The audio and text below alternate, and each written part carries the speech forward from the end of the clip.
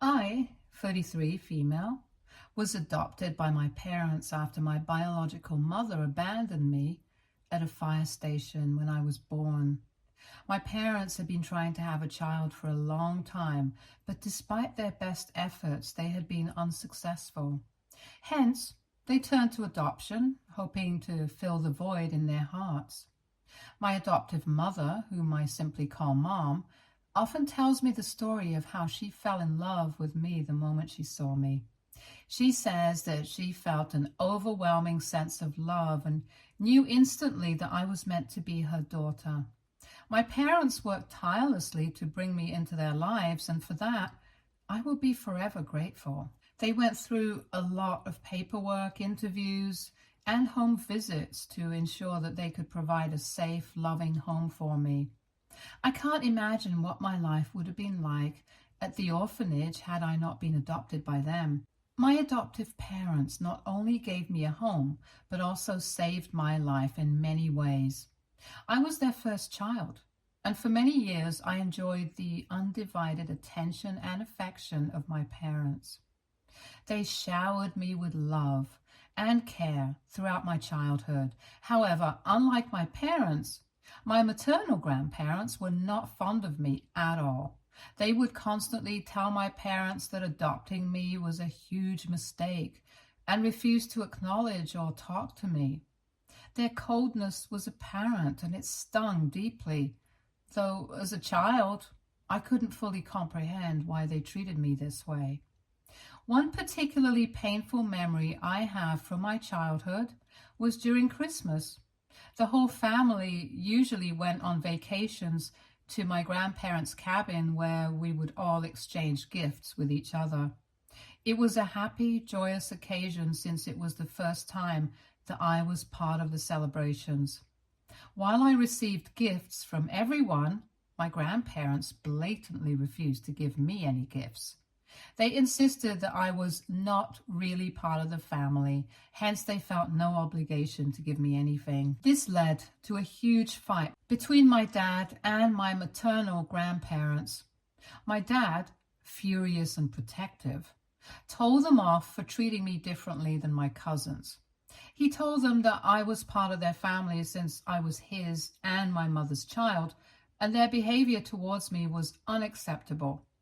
Emotions ran high as he declared that he wouldn't be a part of the celebrations if they continued to exclude me. My mother, caught in the middle, tried to mediate. She gently urged my dad to calm down, explaining that not everyone would understand their decision to adopt. She tried to justify her parents' actions as being old-fashioned and pleaded with my dad to not take their words to heart. However, my dad refused to back off. Since my mother wasn't ready to go back with him, he left with me. I remember feeling terrible and even having a tummy ache as I kept thinking that I was somehow responsible for my parents' fight. My dad later assured me that none of this was my fault and that he loved me no matter what. Yet the guilt lingered, mingling with the sadness of being unwanted by my own grandparents. I wish I could write that with time, my grandparents' behavior improved towards me, but unfortunately, it hasn't. Their coldness still persists, and my dad, after seeing the impact it has on me, has knowingly limited his interactions with them. Over the years, he has even gradually stopped attending family functions altogether. My mom does try to bridge the gap, but my dad has never forgiven my maternal grandparents for treating me differently. Now, compared to my mom's side, my dad's side of the family is much kinder and more inclusive. From the very beginning, they welcomed me with open arms, treating me like one of their own. My cousins on my dad's side have always accepted me without question, embracing me as a true member of the family. We have spent countless holidays, birthdays, and family gatherings together. Even now, as adults, we all still hang out and maintain close relationships. We go on trips, celebrate milestones, and support each other through life's ups and downs. So my life wasn't all that bad. I enjoyed being an only child to my parents for a long time. They always gave me everything I wanted and did their best to make me feel valued and loved. Then, 7 years later, something incredible happened. By a miracle, my mom got pregnant with my youngest sister. This news came as a complete surprise since my parents had given up all hopes of having a biological child. The fact that my mom was expecting felt like a blessing to everyone. While my parents and the rest of the family were thrilled about my mom's pregnancy, I couldn't help but feel a bit envious and anxious. I worried that with a biological child on the way, their love and attention might shift away from me.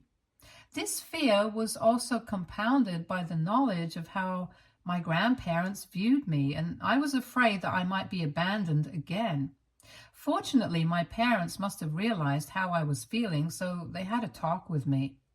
They assured me that I was always going to be their first daughter no matter what.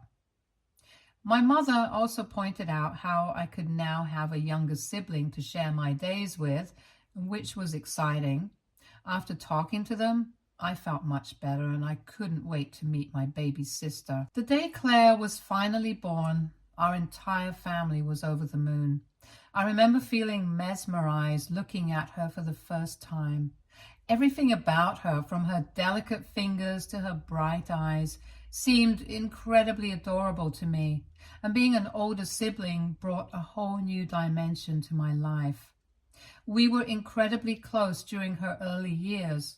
Claire would trail after me wherever I went and would sometimes even try to imitate everything I did. Of course, like any siblings, we had our occasional squabbles, but I loved her too much to stay mad at her for too long. However, the real issue between us started when my maternal grandparents started telling Claire, as she grew up, that I wasn't her real sister. Initially, my parents were unaware of this, as they would sometimes drop Claire off at her grandparents' place for visits. But after every visit, Claire's behavior towards me gradually changed. She became dismissive and rude towards me for no reason. If I wanted to play with her or spend time with her, she would yell at me until I left her alone. My parents noticed this shift and tried to talk to her, but Claire never disclosed any reason, so they chalked it up to her going through a phase. But things started to get worse between us as we grew up. One day, I came back home from school to discover all the clothes in my closet had holes in them. These were random holes of various sizes cut into all my clothes. I thought maybe I was going crazy and this was an anomaly because there was no way that all my dresses would suddenly have holes in them. My first instinct was to call for my mom, who was equally surprised and puzzled. She suggested it might be rats, but the sheer number of holes in all my clothes overnight made that explanation improbable. We were both at a loss for words at the bizarre situation. Next, a few days later, I encountered another strange incident. My contact lenses, which I had left on the table before taking a shower, mysteriously disappeared. I searched everywhere, but they were nowhere to be found. Since I didn't have backup glasses, I could not attend my classes that day. And when I informed my parents, they scolded me for being irresponsible, assuming that I had misplaced them. I tried to explain that I would never do such a thing, but they didn't believe me, dismissing it as me being forgetful. However, things reached a breaking point when I entered my room one day after school to find Claire playing with my lipstick from my vanity stand. I was taken aback and asked her what the hell she was doing in my room. Claire turned around, looking guilty. As I approached my vanity, my heart sank as I saw my collection of lipsticks, which I had bought over the years, completely destroyed. Frustrated and angry, I couldn't help but scream in disbelief. My mom rushed into the room to see what had happened and was shocked at the sight of my ruined lipstick. She questioned Claire about her actions, but Claire simply started saying how she was just playing. I know this might sound like it was a normal thing between siblings, but I knew my little sister well, and this was not her usual behavior. Until then, I had always trusted Claire. I would have never suspected my little sister of behaving so maliciously. However, as I reflected on the past incidents and connected the dots, it became clear that she was the one responsible for cutting holes in my clothes and taking my contacts. I confronted her, demanding answers, wanting to understand why she would do such things. At first, my mom tried to calm the situation, expressing disbelief that Claire could be behind it, but I couldn't let it go and continued to question her until Claire tearfully admitted that she had indeed done all those things. Upon hearing this, Mom's expression shifted to one of surprise and concern. She gently asked Claire why she would engage in such destructive behavior. Claire, tears streaming down her face, then confessed our grandparents had been filling her head with negative ideas, constantly reminding her that I was adopted and shouldn't really live with them. They also fueled her jealousy by suggesting that I was trying to take away her inheritance and that our parents favored me more. The manipulation had led Claire to develop animosity towards me over time. I felt a surge of anger when I heard what Claire had confessed. It was frustrating because I had kept quiet about my grandparents' animosity towards me for so long. Now, seeing them manipulate Claire, it was like they had crossed a line. I knew that if Dad discovered what was going on, he would react strongly and might even cut off Claire's contact with them. Mom seemed to understand this too, because she started to urge me to let the matter go and promised to talk to Claire separately. She emphasized that it was unnecessary to bring this issue up to Dad right away. I questioned her decision, feeling that Dad deserved to know the truth behind Claire's behavior, as our grandparents were to be blamed. However, Mom insisted firmly that involving Dad might lead to Claire being scolded unfairly, which would imply that I didn't love my younger sibling enough. Reluctantly, I forgave Claire, trusting Mom to handle the situation with her delicately. It's disheartening to say that despite Mom's efforts to intervene, the situation between us never improved. Claire's behavior towards me only worsened as time went by. When she entered her teenage years, she became meaner and more hurtful. She would make fun of my appearance and weight, making me feel self-conscious about myself. Whenever I came back home from college for a visit, she would play nasty pranks on me and film them for her social media, adding to my embarrassment. What made matters worse was her attitude towards my relationships. Whenever I introduced a boyfriend to my parents, Claire would attempt to flirt with them right in front of me and would even go as far as to suggesting to them that they could do better than me. This was not just disrespectful, but also humiliating to me. Of course, I would yell at her and Dad would side with me, reminding Claire that she had no business talking to me this way.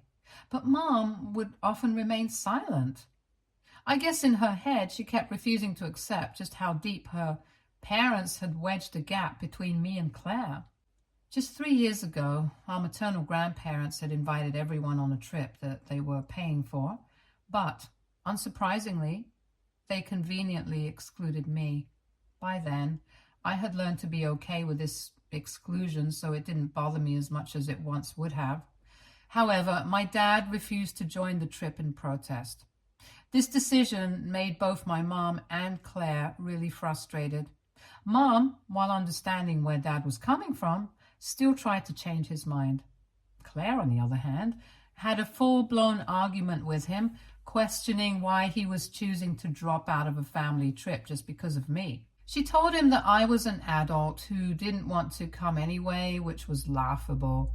Since I wasn't even invited, she tried to convince him to not miss out on the trip because of me. Despite her pleas, Dad stood firm in his decision, refusing to go without me. After the trip, Claire posted a bunch of pictures with our cousins, captioning them with phrases like real family and her ride or die. Although it hurt me deeply knowing that my sister still saw me as an adopted sibling, I chose not to say anything to her. Over the years, I started going to therapy to heal myself and become more assertive. This decision was also influenced by the fact that I met the love of my life, Matt. He saw firsthand how rude my younger sister was and encouraged me to stand up to her. With his suggestion, I started talking to a psychiatrist, which is how I discovered that the primary reason I never argued back or stood up against Claire was because I somewhat felt guilty for not being our parents' biological child. The hurtful words from my maternal grandparents growing up had somehow made me feel inferior and think myself to be lesser than Claire. Consequently, I would let Claire walk all over me. However, as I began to heal and understand myself better, I gradually started to reclaim my self-worth and confidence. As of now, I no longer let Claire get away with being rude to me anymore. When we meet during family dinners or events, if she mutters a snide comment about me, I make sure to give it right back to her. Initially, she was surprised to see me fighting back, but over time, she has learned the hard way that I'm not someone to mess with anymore. Now, she keeps her opinions to herself, no matter how much she hates me. Also, unlike me, Claire doesn't have a good job, which is her biggest insecurity. She resents the fact that I have a higher degree and a better paying job. My financial stability allows me the freedom to travel wherever I want, while she still relies on support from our grandparents. Coming on to the main incident that provoked me to write on Reddit today, just a few months ago I found out that I was pregnant. This was amazing news for Matt and me, as we had been trying for a while. When I called my parents to share the news, they were overjoyed and told me how excited they were to meet their future grandchild. Matt and I have been reading multiple parenting books to prepare ourselves so we can be ready to take care of our baby. We have also put a lot of effort into redecorating and transforming a spare room of our house into a cozy baby nursery for our little one. This week, my baby shower was planned and my cousins from my dad's side were handling all the arrangements. I was excited to meet my family for such a joyous occasion and celebrate with them. 2 days ago, my mom called me to drop a bombshell. My sister Claire was getting a divorce. I was completely caught off guard because I had no inkling that her marriage was on the rocks. Claire's husband, Cameron, always seemed like a decent guy to me. Although I wasn't invited to their wedding, I've always been courteous and friendly to Cameron whenever we've crossed paths at family gatherings. It turns out, apparently Cameron walked in on Claire sleeping with her boss at their home. This discovery triggered a massive confrontation between them and led to Cameron kicking her out of his house. Claire then had no choice but to come and live at our parents' place. Dad, understandably, was furious with Claire. He firmly told her that if she couldn't honor the sacredness of marriage, then she deserved to be divorced and live alone. On the other hand, Mom felt like this was just a mistake that could potentially be rectified through couples counseling for Cameron and Claire. However, Cameron has remained firm in his decision to divorce and has cut off all communication with my sister. In light of this, Mom told me how it was better for me to cancel my baby shower happening this week as Claire was miserable at the moment. I was taken aback by her suggestion and gently reminded her that I had already sent out invitations and made arrangements, so canceling wasn't an option at that point. Mom insisted that Claire was in a very vulnerable state and that seeing me throw a baby shower might be too much for her. I reminded Mom that the world did not revolve around Claire and that I was having a baby shower for my baby. It had nothing to do with my sister or her situation. I firmly expressed that if she felt uncomfortable attending, she was welcome to not come and stay home with my sister, but my event would go on as planned. Clearly, my mom wasn't happy with my decision and kept arguing, but I didn't back down. I was fuming by the time I ended my phone call with her. It was really exhausting to watch my mom always support and favor Claire over me. I thought after our disagreement she would either let the matter go or realize just how wrong she was to suggest I cancel my own baby shower. Today, I was eagerly looking forward to my baby shower. My mom was supposed to pick me up from home, but we had not talked much after our fight last time, so I had made arrangements to go to the venue with one of my cousins. However, I was pleasantly surprised when my mom unexpectedly showed up to pick me up. It felt like a hopeful sign that she was finally showing support and that we could put the disagreement behind us. Imagine my shock when my mom solemnly came into my place to inform me that she had some news to give. Initially, I feared the worst and felt a wave of anxiety wash over me. However, my mom reassured me that it wasn't anything dire and helped me settle on the couch so that we could talk. Then, she informed me that since I had refused to cancel the baby shower, she had taken it upon herself to cancel it on my behalf. I was left stunned, blinking in disbelief as she explained how she believed she had saved me from potential embarrassment. Confused and frustrated, I questioned her about what the hell she was talking about. My mom went on to state that it wouldn't look good for me or for our family to celebrate while my sister was going through a divorce. In her view, canceling a silly little baby shower was a minor sacrifice to pay in support of my sister during such a difficult time. Feeling utterly betrayed and enraged, I struggled to contain the storm of emotions raging inside me. Every fiber of my being wanted to scream and shout at my mom about how she had violated my trust. However, because I am pregnant, I forced myself to rein in those impulses, closing my eyes tightly. I counted down from 10, desperately trying to regain composure. When I opened my eyes, the disappointment and hurt still lingered, but I managed to ask my mom firmly to leave my house immediately. I could not bear her presence near me after such a betrayal. At that moment, I felt like she had not just taken away my celebration, but had also disregarded my feelings and autonomy as an adult and a mother-to-be. I've been an emotional wreck since my mom stormed out. It's like my emotions are on a constant roller coaster, and tears just won't stop flowing. I had to reach out to Matt, and he's on his way after hearing what happened. It's just unbelievable that my own mom would do something like this to me. Part of me is tempted to expose the truth behind my sister's divorce, knowing mom is likely trying to sweep it under the rug, which is why she canceled my baby shower, so no one would ask her about it. I'm grappling with what's right and fair, which is why I'm posting this. AITA for not being able to forgive mom after what she has done? Should I expose my sister in front of everyone? Update 1. Thank you everyone for your comments. I have gone through every single one of them, and I would like to clarify a few things. First of all, Claire does have a hand behind why my mom canceled the baby shower, and my mom and she have always been very close, so I'm sure my sister must have had this idea first. Also, on the day my baby shower got canceled, Claire texted me, telling me to not be such a crybaby about my event and that I should not be so harsh on mom. She went on to tell me that she did not want mom answering questions about her divorce all day, and that as her family, I should understand this. She also asked me to keep her affair with her boss a secret.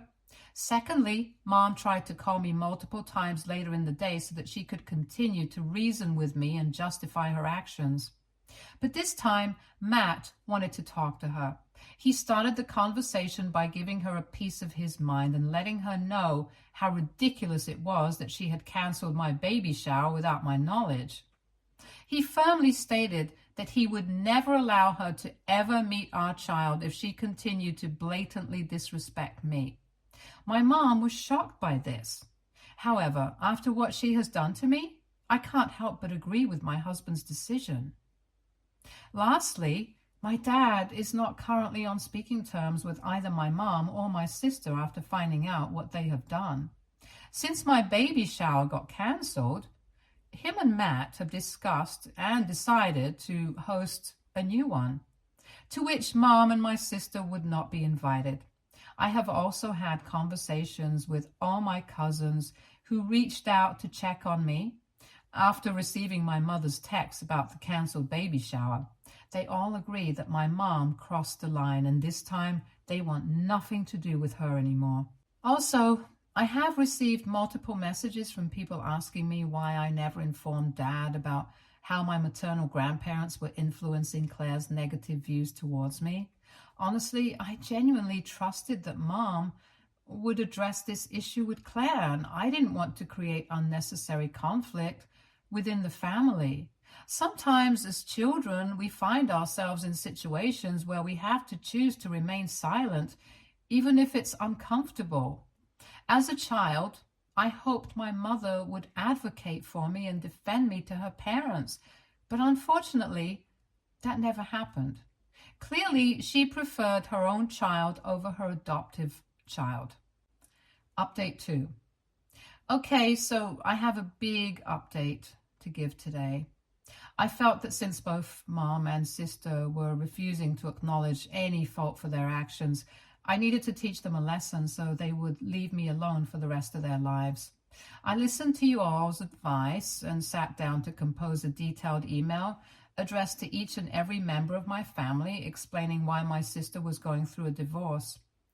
I didn't hold back as I detailed her affair with her boss and how she had shattered her husband's trust when he walked in on them. But I didn't just stop there. I also highlighted how my mom had canceled my baby shower out of embarrassment over my sister's life choices and how she didn't want to face anyone. I crafted the email meticulously, ensuring that every word would evoke rage and frustration in them, just like they had made me feel. I felt nothing but justified in my actions when I hit send on that email. It was my way of standing up for myself, of letting everyone know the truth behind the facade my mom and sister were trying to maintain of our perfect family. As you can imagine, my mom and sister reacted exactly as I had already anticipated. They started calling me furiously, leaving voicemails filled with accusations.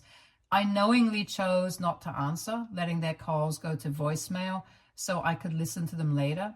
Mom kept sending me messages insisting I needed to send another email to everyone, retracting my claims and emphasizing that I should not embarrass my poor sister, but I paid no heed to her. I'm sure both of them are receiving calls from everyone in the family trying to verify the details in my email. I feel no remorse for what I've done. I am sure now my mom will think twice before interfering in my life ever again. Surprisingly, that's not all. My maternal grandparents tried to get in touch with me as well. They must have read my email, and they were clearly upset about me exposing my sister. Despite their attempts to reach out, I ignored their calls for the sake of my peace of mind.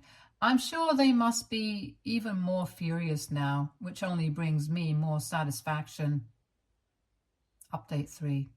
Because you all wanted me to give a further update about my situation, so here it goes.